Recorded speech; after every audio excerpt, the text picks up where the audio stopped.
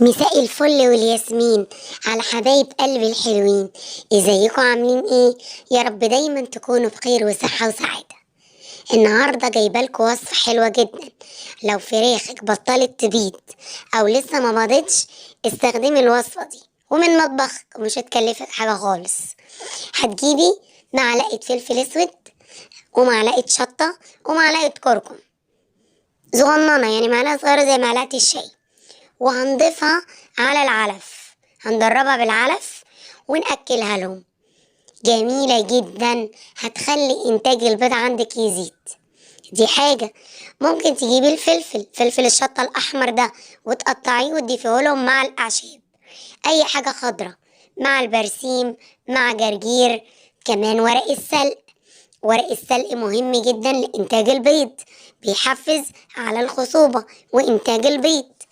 كل المكونات دي في المتناول ورخيصة جدا، بدل ما نروح للبيطري ونجيب من عنده أدوية غالية.